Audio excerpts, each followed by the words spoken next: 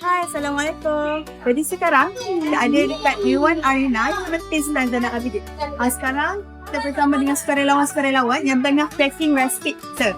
Jadi, jom kita tanya sikit soalan dekat sukarelawan. Jom.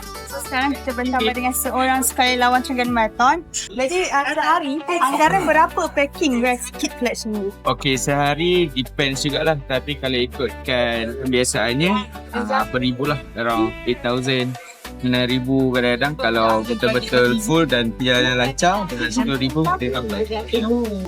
Soalan kedua, Ya. sejak bila you all semua ni start packing recipe ni? Ikutkan ni masih di fasa 1. Fasa 1 kita start 10 hari bulan lah. 10, 11, 12, 13. Ni kira extended punya fasa.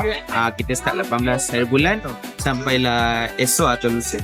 Jadi sekarang saya bersama dengan saudara Haikal yang merupakan Presiden Sekretariat Sukan Rekreasi Pelajar UNIZA merangkap Ketua Common Center Teknikal. Berapa ramai yang terlibat dengan volunteer untuk event Trengganu Marathon 2026? Untuk keseluruhan volunteer kita ada dalam 600 lebih. Tapi dalam untuk sekarang ni kita buat proses RTC, kita ada dalam lebih kurang 80 orang volunteer.